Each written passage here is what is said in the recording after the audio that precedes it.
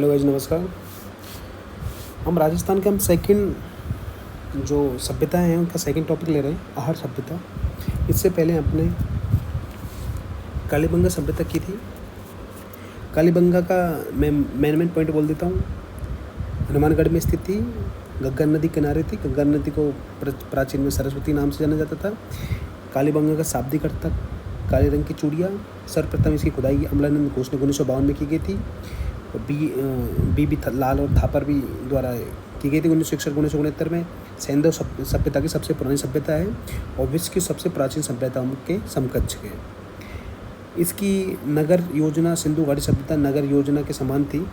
ठीक है, तो ये इम्पोर्टेंट चीज़ें हैं उसमें, जो उसकी नालियाँ लकड़ी द्वारा बनाई गई थी और नगर को ग्रिड पद्धति बांटा गया था और दफनाने की 3 विधि थी उसमें। ठीक है, याद रखना। आज का टॉपिक हम पढ़ रहे हैं दोस्तों, क्या पढ़ रहे हैं? राजस्थान में आहड़ सभ्यता। सबसे पहले आहड़ सभ्यता की बात की जाए तो इसके लोकेशन की बात कर लेते हैं। आहड़ सभ्यता उदयपुर शहर के पास है। आयर नदी पर स्थित है, जो कि बनास की क्या है, ट्रिब्यूटरी सहायक नदी है। ठीक है, नेक्स्ट बात करता हूँ। आहड़ सभ्यता को प्राचीन नाम से जाना जाता है, ताम्रवती नगरी के नाम से जाना जाता है इसको। ठीक है, ये भी याद रखना, इंपॉर्टेंट है ये ताम्रवती नगरी। और सबसे बड़ी ताम्रवती नगरी है। ताम्रवती नगरी काफ़ी है तो ये सबसे बड़ी है। ठीक है, थर्ड पॉइंट की बात करता हूँ। आहड़ सभ्यता का स्थानीय नाम धूलकूट के नाम से जाना जाता है। किस नाम से जाना जाता है? धूलकूट के नाम से जाना जाता है। एक और चीज़ यहाँ पे ऐड कर सकते हो आप, 11वीं और 12वीं सदी में इसको क्या नाम से जानता है? आघाटपुर या फिर आघाट दुर्ग के नाम से जाना जाता है। आघाट दुर्ग के नाम से जाना जाता था। ठीक है, ये याद रखना, इंपॉर्टेंट है ये भी। ठीक है, मैंने इसको टाइप नहीं करवाया तो इसको आप याद रखना। 11वीं-12वीं सदी में इसका नाम से आघाटपुर या फिर आघाट दुर्ग के नाम से जाना जाता है। इसका उत्खनन करता कौन था दोस्तों? सर्वप्रथम इसका उत्खनन करता था 1953 में अक्षय कीर्ति व्यास। ये याद रखना, उत्खनन करता ही पूछते हैं मैक्सिमम क्वेश्चनों में। ठीक है, नेक्स्ट पॉइंट की बात करें। आहड़ सभ्यता का प्रमुख केंद्र था तांबा गलाना, क्योंकि यहाँ पे जो भी उत्खनन में तांबे गलाने की भट्टी मिली थी। तांबे गलाने की भट्टी मिली थी यहाँ पे। ठीक है, ये याद रखना। अब मैं नेक्स्ट बात करता हूँ। यहाँ के जो मकान बने हुए थे ना, जो बने गए पक्की ईंटों से बने गए थे। ठीक है, याद रखना। यहाँ के लोग मृतकों के साथ में मृतकों के आभूषण को दफनाते थे साथ में। और यहाँ पे क्या मृत भांड मिले थे, लाल और काले मृत भांड मिले थे।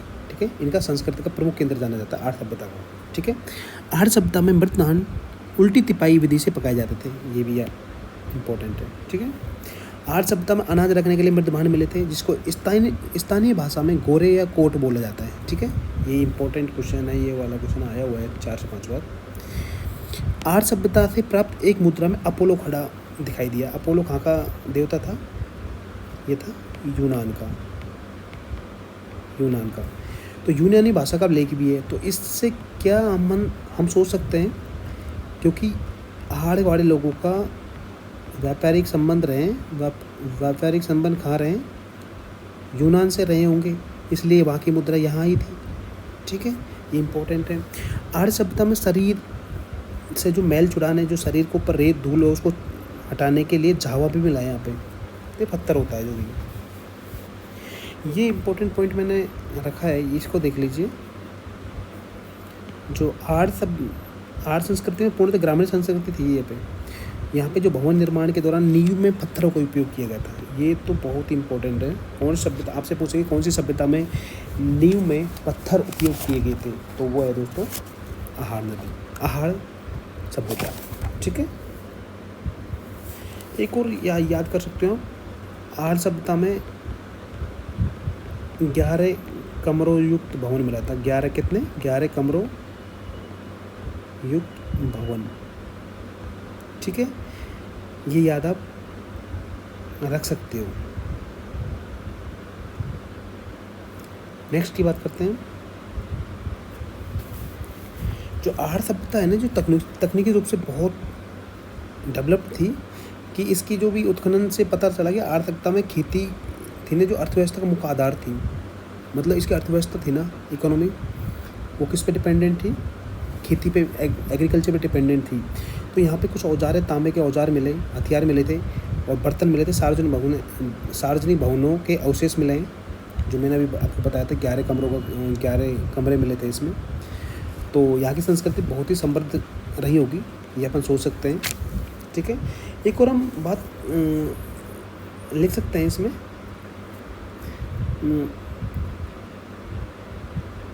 आहड़ को ना बनास संस्कृति भी कहा जाता है, बनास संस्कृति भी कहा जाता है, क्योंकि जो आहड़ नदी है ना, ये बनास नदी की सहायक नदी है।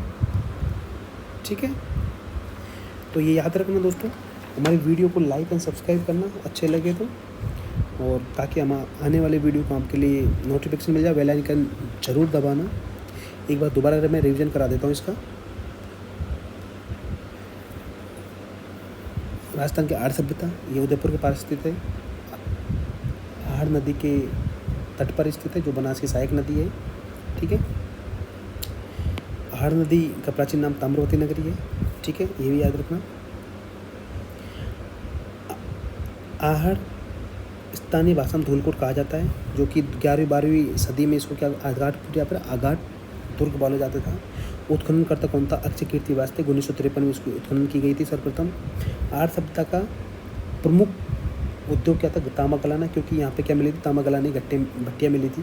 ठीक है, नेक्स्ट, आहड़ में मकान की पक्की ईंटों से बनाया गया था, और यहाँ पे जो मृतक लोग थे ना, उनके साथ आभूषण दफनाते थे। आहड़ सभ्यता लाल व काले मृदमान वाली संस्कृति का केंद्र था। यहाँ पे उल्टी तिपाई वाली विधि के मृदमान पाए गए थे। अनाज रखने के लिए लाल काले मृदमान पाए गए थे, जिसको गोरे या कोट बोलते हैं। यहाँ पे एक मुद्रा मिली थी, अपोलो खड़ा हुआ, तो इससे माना जा सकता है आहड़ की व्यापारिक संबंध रहेंगे यूनान से। और शरीर से झारा छुड़ाने के लिए पत्थर मिला है यहाँ पे, शरीर से मैल बोलते हैं कि रेत धूल को छुड़ाने के लिए। और बोल सकते हैं कि आहड़ सभ्यता ग्रामीण सभ्यता थी, और यहाँ पे भवन निर्माण के लिए नींव में पत्थर का उपयोग किया गया था, और आहड़ सभ्यता में 11 कमरों युक्त भवन मिला था। नेक्स्ट, आहड़ सभ्यता की तकनीकी रूप से बहुत विकसित थी, क्योंकि आहड़ सभ्यता की खेती थी ना, जो मुख्यतः किस पे डिपेंडेंट थी? खेती पे डिपेंडेंट थी, उसकी इकोनॉमिक्स। यहाँ पे औजार मिले थे, यहाँ के बर्तन और सार्वजनिक भवन का अवशेष मिले थे, एंड वेल डिजाइन भवन मिले थे यहाँ पे, जिसमें पक्की ईंटों का उपयोग किया गया था। यहाँ की संस्कृति बहुत समृद्ध रही होगी।